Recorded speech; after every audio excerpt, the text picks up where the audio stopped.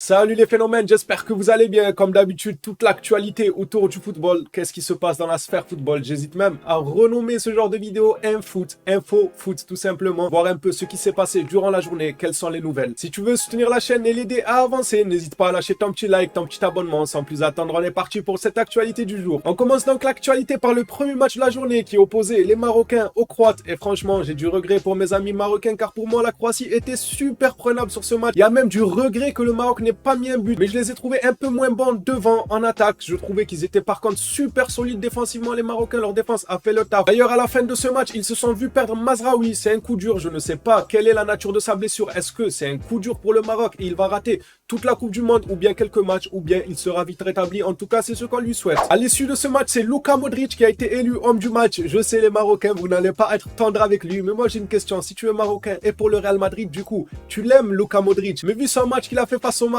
est-ce que vous l'aimez toujours autant? Franchement, pour moi, Luka Modric, il a fait 2-3 petites fautes là.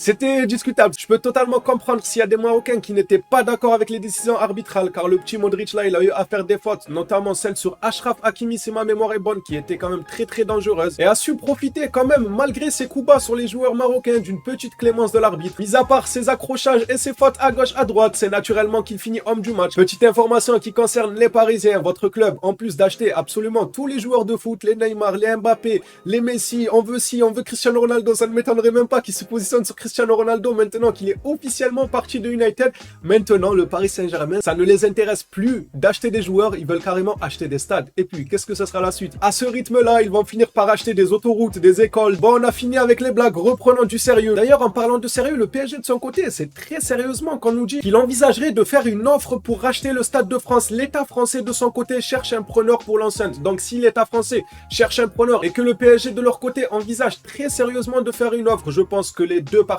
vont trouver un accord normalement, vu qu'il y en a un qui est vendeur et l'autre qui est acheteur. Tout simplement, c'est plus facile que si c'était l'inverse. Il y a un acheteur et l'autre qui ne veut pas forcément vendre, qui n'est pas forcément intéressé. Là, normalement, la négociation devrait se passer assez facilement. Passons maintenant à cette information que vous voyez affichée. Oui, je sais que ça vous a choqué aussi. Moi, ça m'a énormément choqué. Je reviens sur le point que j'avais déjà cité. Tout le monde annonçait un mondial boycotté. Au final, on a un superbe mondial. Franchement, on a un très bon début de mondial avec des surprises, des petites équipes qui arrivent à battre les grosses. Ça fait tout de même plaisir. L'Allemagne qui a échoué aujourd'hui face au Japon. Hier, c'était au tour de l'Argentine. Le score final de ce match est de 2-1. Regardez-moi juste les stats de vos propres yeux. La possession de balle était de 73%. Du côté des Allemands, 25 tirs au but. Tirs cadrés, 8. Tir non cadré 10. De l'autre côté, pour les Japonais, à peine 27% de possession de balle. Et ça a suffi pour mettre 2 buts aux Allemands pour arracher la victoire. Tir au but 11, tir cadré 3. Donc avec 3 tirs cadrés, ils ont su mettre 2 buts. C'est une efficacité énorme. C'est un peu comme l'Arabie Saoudite. Ils n'ont pas forcément eu la maîtrise du ballon, mais ils ont fait bon usage du ballon. Et il ne faut pas quand même enlever le mérite de savoir faire un bon usage du ballon. Et c'est donc logiquement après cette défaite face au Japon que cette stat-là apparaît. Pour la deuxième fois consécutive, l'Allemagne entame sa Coupe du Monde par une défaite. On s'en rappelle, lors de la précédente Coupe du Monde, l'Allemagne avait commencé sa Coupe du Monde par une défaite. Comme je vous l'ai précisé il y a quelques secondes, cette Coupe du Monde est totalement folle. Défaite de l'Argentine, on en a parlé, défaite de l'Allemagne, 2-1. Et nous ne sommes qu'au 4e jour de cette Coupe du Monde. Donc au 4e jour, on a déjà eu d'aussi grosses surprises. Quelle sera la prochaine surprise? Le Japon, vainqueur de la Coupe du Monde. On verra quelle sera la suite de cette compétition. En tout cas, de mon côté, je me régale. Franchement, je rate pratiquement aucun match. Est-ce que j'en ai raté? Non, je ne pense pas. Je les ai tous regardés. Car c'est un pur plaisir de regarder des matchs du mondial. J'ai dans mon entourage des amis qui me disent oui, mais c'est que des matchs de poule, oui, il n'y a pas d'enjeu. Faut arrêter les conneries, il y a de l'enjeu. Quand tu vois une petite équipe, tout est relatif, ça dépend pour qui. Mais quand tu vois des équipes comme le Japon, comme l'Arabie Saoudite, etc., venir faire des surprises face à l'Argentine, il ne faut pas me dire oui, mais c'est que les poules, que les matchs ne comptent pas. Non, c'est un mondial. Et moi, c'est ça qui me fait plaisir, c'est de voir ces petites équipes-là se transcender, se surpasser pour aller chercher les gros et les gros se faire avoir. C'est comme ça, les gars, il faut être plus concentré et surtout ne jamais sous-estimer une petite équipe car c'est un mondial. S'ils se sont qualifiés, ils ne sont pas là pour blaguer. Je pense que personne ne l'a raté. Cristiano Ronaldo, depuis sa résiliation avec Manchester United, on l'envoie un peu partout. Ça parle d'un club en Arabie Saoudite ou encore Newcastle. Mais le célèbre journaliste Fabrizio Romano dément carrément cette information sur Newcastle. Bon, il ne dit pas qu'il n'ira jamais à Newcastle non plus, mais il dit tout simplement que pour le moment, il n'y a aucune négociation en cours entre Cristiano Ronaldo et Newcastle. Et franchement, à titre personnel, je n'aimerais pas le voir voir à Newcastle. Je ne sais pas ce qu'il irait faire à Newcastle. Oui, c'est vrai qu'ils se sont fait racheter. Voilà, ils sont en train de monter petit à petit.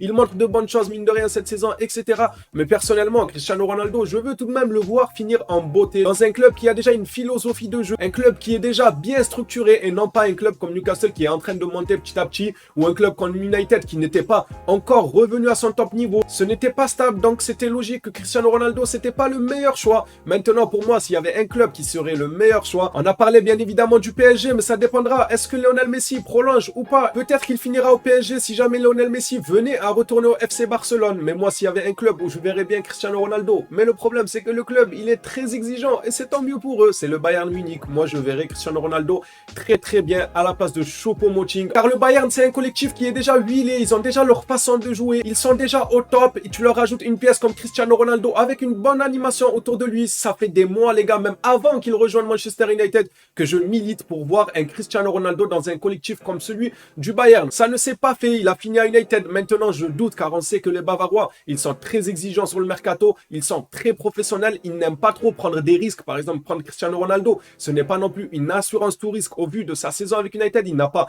énormément joué. Est-ce que le Bayern le prendrait pour les 6 derniers mois de l'année et compter sur lui en Ligue des Champions? Est-ce que Cristiano Ronaldo va répondre aux attentes ou pas? Moi, je pense que ça peut matcher. Cristiano Ronaldo peut finir sur une bonne note du côté du Bayern Munich. Maintenant, la balle est dans leur camp au Munichois. Est-ce qu'ils décideront de prendre ce risque ou pas? On verra ça d'ici la fin du mondial. Ça va certainement chauffer. Cristiano Ronaldo, ça va l'envoyer un peu à gauche, à droite. Il y aura même des rumeurs qui l'enverront au FC Barcelone. Vous verrez bien. En parlant justement du Bayern Munich et le recrutement, c'est le club qui subit le plus de blessures en ce début de mondial. Moi qui avais peur pour le FC Barcelone, finalement, c'est le Bayern qui paie un peu les frais de ce début de mondial. Comme ce communiqué nous l'indique, le Bayern est décimé par les blessures dans cette Coupe du Monde. Après Sadio Mané, puis Lucas Hernandez, Noussaïr Mazraoui sort sur blessure face à la Croatie. Donc c'est le joueur marocain dont on a parlé en début de vidéo. Déjà 3 joueurs blessés, dont 2 gravement. Mazraoui, je ne sais pas vraiment quelle est la nature de sa blessure, mais Lucas Hernandez, j'ai vu quelle était la nature. C'est une blessure assez grave et pareil pour Sadio Mané. Peut-être que ces éléments-là, ces blessures-là que les joueurs du Bayern Munich sont en train de subir actuellement poussera le Bayern à recruter un peu plus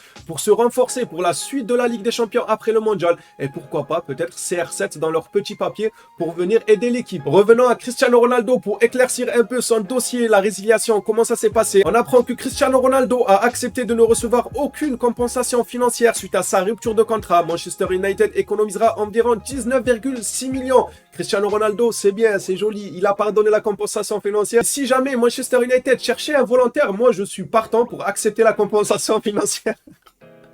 Je veux la compensation financière que Cristiano Ronaldo leur a laissée. Voilà, s'il y en a quand même un peu les contacts d'United, n'hésitez pas à leur donner ma chaîne YouTube et dire celui-là, il est intéressé par l'argent que Cristiano Ronaldo a laissé. Plus sérieusement, est-ce qu'on peut qualifier ça d'un joli geste de la part de Ronaldo? Oui, parce qu'il pardonne, il ne rechigne pas. Mais en même temps, il les a démontés en interview. Et je pense que si cette histoire-là serait partie en justice et que United dirait tout simplement dans le contrat, il n'a pas le droit de dire tout ce qu'il veut. Vous savez qu'un joueur, quand il s'engage avec un club, tu n'as plus le droit de dire tout ce que tu penses haut et fort. Tu peux dire quelque chose en te dit hop, t'es sous contrat. Ce n'est pas pour créer des problèmes ou pour cracher sur un tel ou un tel. Ça peut arriver ce genre de clause dans les contrats des joueurs de foot. Donc si cette histoire-là serait allée en justice, le club aurait pu tout simplement gagner ce bras de fer et licencier Ronaldo pour faute grave. Et c'est maintenant officiel dans l'actualité Foot. Hier, on parlait ensemble d'une probable prolongation de Guardiola. C'est maintenant officiel. Pep Guardiola prolonge jusqu'en 2025 à Manchester City. Les choses se sont fait assez rapidement. Entre hier et aujourd'hui, c'est déjà officiel. On aime bien quand il y a ce genre de rumeurs qui se concrétisent 24 heures après et non pas quand il y a une rumeur qui tarde, qui traîne, ça fait des mois, il vient pas, hashtag Kylian Mbappé, ça rend un peu fou à force. Là, c'est simple, rapide et efficace. Hier, on veut le prolonger, aujourd'hui, il est prolongé officiellement. Lors du premier match de l'Angleterre, j'avais qualifié ce match de boucherie, mais que vais-je dire pour le match de l'Espagne? C'est n'importe quoi, ils leur ont roulé dessus. Comme vous le voyez avec cette première information, rien qu'en première période, 84% de possession pour l'Espagne dans cette première période. Je pense que les joueurs du Costa Rica n'ont même pas eu la chance de toucher le ballon pour savoir est-ce que c'était un ballon en mousse ou bien un ballon en cuir. Ils ne savaient même pas de quelle matière était le ballon, tellement ils l'ont si peu touché. J'en suis sûr que même dans le 11 du Costa Rica, il y a au moins 2 ou 3 joueurs qui n'ont réellement pas touché le ballon, tellement l'Espagne a fait du football. J'avais même tweeté après le 3e ou 4e but sur Twitter, bravo FC Barcelone qui entame ce mondial d'une très belle manière. N'hésitez pas d'ailleurs à venir me suivre sur Twitter, voilà, ça soutient, c'est gratuit. Et on parle un peu football aussi directement sur Twitter, comme ça on peut échanger directement sous mes posts. Ce match est terminé donc en 7-0 et Luis Enrique est arrivé en trottinette électrique à une main, sourire plein. Il n'est pas venu pour rigoler, il est tout simplement venu pour marcher sur le Costa Rica. Car 7-0, franchement, ils ont des enfants, ils ont des mères, ils ont des pères, ils ont des voisins, des voisines, ils ont un entourage. Il ne faut pas les humilier à ce point-là. 3-4-0, c'est bon, fais sortir l'équipe, lève un peu le pied. Luis Enrique, lui, non. Il s'est dit, j'ai fait de la route en trottinette électrique, tant qu'à faire. Il faut que l'équipe adverse reparte avec une valise de buts à la maison. Et c'est chose faite, 7-0. Quelle humiliation. Ce match va totalement rentrer dans l'histoire. La dernière fois qu'une équipe avait mis 7 buts au mondial, on s'en rappelle tous, c'était Brésil-Allemagne. L'Allemagne avait massacré le Brésil 7-1. Aujourd'hui, c'est au tour de l'Espagne de massacrer le Costa Rica. Les joueurs du Costa vont certainement pas dormir de la nuit. Et c'est à juste titre. Je pense qu'ils passeront leur nuit à faire des cauchemars. Regardez juste les stats de ce match avec 81% de possession pour l'Espagne, 19% de possession. Je pense que pour pas agrandir et aggraver un peu la situation, ce qu'ils ont fait un peu les dirigeants, c'est qu'ils ont comptabilisé les fois où le Costa Rica a touché le ballon à l'entraînement. Voilà, pour pas trop les humilier. Ils voulaient pas mettre 99% pour 1% du Costa Rica. C'est juste quand le gardien faisait des relances ou quelque chose comme ça. Donc ils se sont dit, vous savez quoi, on va compter quand ils ont touché le ballon durant l'échauffement avant le début du match. C'est pour ça qu'ils ont 19%. Ensuite, passons au tir au but. 16 tirs au but de l'équipe d'Espagne. C'est juste énorme. De l'autre côté, le Costa Rica, c'est 0 tir et 0 tir cadré. C'est à se demander, est-ce qu'ils ont vu de quelle couleur était la tenue du gardien d'Espagne? Je ne pense pas. Si on demandait à un joueur du Costa Rica comment était habillé le gardien de l'Espagne, je pense qu'il serait capable de dire, je sais pas, il était en costard, il avait une veste, il était habillé en bleu, il était habillé en rouge. Il ne saurait même pas de quelle couleur était habillé le gardien de l'Espagne, tellement ils ne l'ont pas vu. Avec toutes ces informations sur le Costa Rica, moi j'ai une pensée pour Keylor Navas, un gardien que j'affectionne particulièrement. J'aime beaucoup ce gardien, malgré qu'il ait joué dans le club rival, le Real Madrid. Mais vous le savez les gars, moi je déteste personne. Si un joueur est bon dans l'équipe rivale, c'est pas grave, il n'y a aucun souci. Je le dis car je suis un fan de football et Keylor Navas, c'est un gardien que j'ai énormément affectionné. Et ça me fait de la peine de le voir se faire éclater, massacrer 7-0. S'il y en a que ça intéresse les buteurs durant cette partie, c'est tout simplement Olmo pour ouvrir le score, Asensio pour commencer à annoncer la couleur, Ferran Torres sur penalty et ensuite Ferran Torres qui vient s'offrir un doublé. J'espère qu'il reviendra plein de confiance du côté du FC Barcelone. Gavi lui aussi est notre Barcelonais pour aggraver encore plus la situation. Soler qui est venu mettre de la crème solaire sur les joueurs du Costa Rica et qui leur a dit qu'il fallait retourner bronzer sous les palmiers au Costa Rica, que c'était mieux que de jouer au football. Non, je commence à être un peu méchant, bien évidemment, ça peut arriver à tout le monde. Ça se trouve, un jour, ça va arriver à mon équipe nationale ou à la vôtre et on rigolera moins. Je peux vous dire qu'on rigolera moins, on sera dégoûté, car franchement, 7-0, c'est quand même quelque chose. Grosse force au Costa Rica, mais je peux pas m'empêcher de lâcher quelques pics à gauche, à droite. Et pour mettre le dernier coup de crosse sur la tête... J'arrête. J'arrête, il a rien mis. Morata, il a pas mis de coup de crosse sur la tête des joueurs du Costa Rica. Morata a fini le boulot de ses amis en mettant le 7e but. Coupé, coupé. Comment ça, 7-0? Non, on réalise pas. Je pense qu'on réalise pas, mais je suis en train de kiffer cette Coupe du Monde. C'est juste énorme. Et encore une fois, désolé à mes amis du Costa Rica. Ce n'est pas méchant, mais franchement, c'est trop drôle. C'est bon, je ne recommencerai plus. Il fallait que j'évacue un peu. Il fallait rigoler un peu, mais ce score-là rentrera dans la légende. Gavi devient le plus jeune joueur à disputer un match de Coupe du Monde dans l'histoire de la sélection espagnole. Donc le jeune prodige Gavi a été le plus jeune joueur espagnol à débuter un match de Coupe du Monde aussi jeune. Allez, pour terminer cette actualité foot, ce n'est pas très joli pour nous les Blaugrana. Je pense que nos voisins en face du Real Madrid et tout, ils seront contents, mais nous, on sera déçus les gars. L'Uruguay ne suit pas le bon plan pour le retour d'Araujo. Le sélectionneur n'exclut pas sa participation à la première rencontre. Barcelone est en colère parce que ce n'était pas l'accord. Le club considère qu'il met en danger la santé du joueur. Franchement, il cherche quoi le sélectionneur de l'Uruguay? Il veut refaire un deuxième Samuel Umtiti qui, on le sait, avait joué la Coupe du Monde blessé et que après c'était que l'ombre de lui-même. Il cherche à faire ça de Araujo. Il est encore jeune, il pourra jouer pleinement les prochaines Coupes du Monde, c'est tout ce qu'on lui souhaite. Il ne faut pas le cramer. J'espère que le coach de l'Uruguay va pas commencer à faire n'importe quoi, sinon on va lui envoyer Luis Enrique là-bas, il va taper 7-0 l'Uruguay. On va envoyer Luis Enrique, il va arriver en trottinette sur l'Uruguay, les gars, il est pas prêt. Faut qu'il se calme. Bon voilà les gars, cette vidéo actualité est terminée. Désolé, je n'ai pas pu retenir les fous rires sur le score. Mais franchement, vous le savez, c'est bon enfant, je taquine, mais au fond, grosse force aux joueurs du Costa Rica. C'est déjà vraiment une très grande performance de participer à la Coupe du Monde. Il y a des nations qui ne l'ont pas fait. L'Algérie, petit clin d'œil. L'Italie, petit clin d'œil. Donc c'est dire à quel point participer à la Coupe du Monde fait déjà de toi une bonne nation. Donc voilà, mes amis du Costa, ce n'était pas personnel, sans rancune. J'espère que l'actualité vous aura plu. N'oubliez pas, si vous voulez soutenir la chaîne, un petit abonnement, un petit like, je prends. Merci à tous ceux qui le feront. On se revoit à la prochaine vidéo sur l'actualité qui désormais, je pense, comme je l'ai dit dans l'intro, je vais instaurer une série de vidéos qui s'appellera Infoot et ça sera l'actualité du foot entièrement. Passons par le Bayern, le PSG, un peu tous les clubs, c'est Infoot, Info Foot. Voilà, il n'y a pas plus simple que ça. Merci à tous pour le soutien. On se revoit donc à la prochaine vidéo Infoot. D'ici là, prenez soin de vous les phénomènes.